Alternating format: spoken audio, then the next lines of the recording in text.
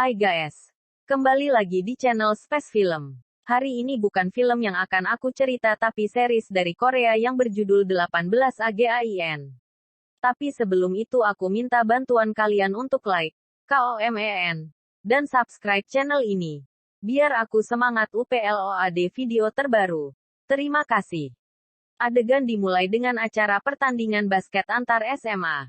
Pertandingan ini penting bagi salah satu pemain basket. Dia adalah Hong De-young. Bagi dia ini sangat penting karena pertandingan ini berpengaruh untuk masa depannya. Sebelum pertandingan dimulai pacar Hong De-young datang untuk bertemu dengannya.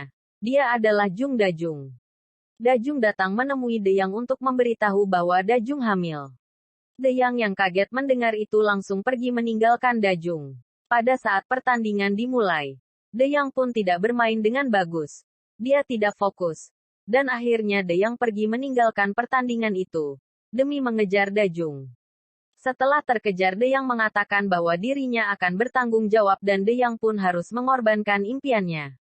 18 tahun berlalu De-young bangun dari tidur dan De-young kepikiran akan kejadian kemarin. Ternyata kemarin De-young dan Da-jung bertengkar hebat membuat mereka merencanakan untuk bercerai.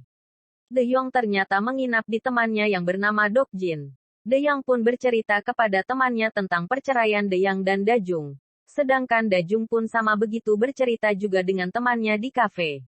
Setelah selesai bercerita De-young pun pergi berangkat untuk bekerja dan Da-jung keluar dari kafe dengan temannya. Saat di jalan Da-jung dan temannya melihat iklan lowongan kerja di JBC. Ternyata Da-jung sudah mendaftar dan sudah mengikuti tes tertulis tapi Da-jung belum dapat informasi lolos atau tidaknya. Adegan berpindah ke De-young. Dia bekerja keras demi mendapatkan ulasan yang bagus dan agar bisa naik jabatan. Tapi saat di rumah salah satu pelanggannya De-young melihat keharmonisan keluarga pelanggan tersebut. Itu membuat hati De-young tersentuh dan akhirnya De-young menelepon anaknya untuk makan bersama. Adegan berpindah ke De-young dan dua anaknya. Anak perempuannya bernama Hong Si-ah, dan yang laki-laki bernama Hong Si-woo. Mereka makan bersama di sebuah restoran. Mereka ngobrol bersama sampai akhirnya teman dari Si-ah datang untuk menjemputnya. Si-ah pun pergi dengan temannya meninggalkan mereka.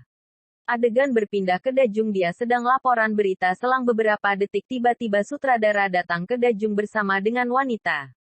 Ternyata wanita yang dibawa sutradara itu adalah pengganti dari Da-jung. Da-jung kaget dirinya ternyata dikeluarkan. Adegan berpindah ke De-young. Dia sangat optimis naik jabatan karena dia karyawan teladan. Tapi saat pengumuman, De-young ternyata tidak jadi naik jabatan, yang naik jabatan malah temannya. Tak hanya itu, dia juga dipindah ke kantor cabang lain. De-young sangat sedih dan kecewa pada saat itu. Pada saat perayaan kenaikan jabatan, De-young mengajak atasannya untuk BEBICARA tapi tetap saja De-young tidak bisa merubah keputusan atasan tersebut. Hingga akhirnya atasan pergi sambil menghina De-young. De-young yang tidak terima dengan hinaan yang dilontarkan atasannya. Akhirnya De-young membenturkan kepalanya ke kepala atasannya sambil berkata, "Aku berhenti bekerja di sana." Adegan berpindah ke rumah mereka Da-jung dan De-young. Mereka berdua bertemu dalam keadaan sedih dan sama-sama kecewa. De-young yang berkata kepada Da-jung tidak mau bercerai tapi Da-jung acuh dan pergi ke dalam rumah meninggalkan De-young di luar. Di dalam rumah Da-jung galau dan akhirnya dia pergi keluar untuk menemui De-young tapi De-young pun sudah tidak ada di luar. De-young pun pergi ke sekolah lamanya untuk bermain basket. Lalu dia mengambil bola terakhir dan mau melemparkan ke ring dengan harapan dia kembali muda lagi. Saat De-young melempar bola itu seketika petir menyambar. Bulan tertutup awan. Dan lampu mati. Setelah lampu menyala kembali satpam datang ke lapangan basket dan menyuruhnya untuk keluar. Pada saat itu De-young tidak menyadari bahwa ada perubahan pada dirinya. Setelah keluar De-young pun lapar akhirnya mampir ke minimarket. Saat mau ke kasir dia kaget karena kasirnya ternyata adalah anaknya sendiri Si-ah. Si-ah tidak menyadari kalau yang di hadapannya itu adalah ayahnya.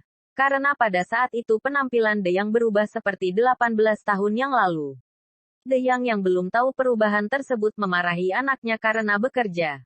Si-ah pun takut karena dia tidak kenal dengan orang itu tapi dia dimarahi dan disuruh untuk keluar. Saat De-young mau membuka pintu keluar, tanpa sengaja dia melihat dirinya di kaca pintu. Dan De-young pun kaget dengan penampilannya.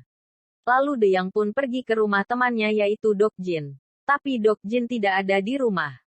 Selang beberapa saat Dok Jin masuk ke dalam rumah dan melihat De Yang versi muda di dalam rumahnya. Pada saat itu Dok Jin tidak menyadari bahwa dia itu adalah De Yang tua. De Yang muda yang sudah mengatakan bahwa dia adalah De Yang tua pun tetap Dok Jin tidak percaya. Malah Dok Jin menganggap dia penyusup. Akhirnya Dok Jin bertarung dengan alat-alatnya. De Yuong pun akhirnya pingsan. Dan Dok Jin tanpa sengaja mengambil foto mudanya dengan De Yang dan akhirnya Dok Jin sadar bahwa De Yang muda itu De Yang tua. Setelah De Yang sadar dia langsung memberitahu yang sebenarnya kepada Dok Jin. Dan dia meminta Dok Jin untuk menjadi ayahnya. Dok Jin pun setuju dan akhirnya Dok Jin mengantar De Yang untuk menyiapkan pakaian untuk sekolah. Lalu adegan berpindah ke Dajung, dia mendapatkan SMS dari JBC bahwa dia lolos dan akan melakukan tes lagi di kantor JBC. Paginya De Yang berangkat sekolah dan masuk sekelas dengan anak perempuannya Xiah. Pelajaran pun dimulai.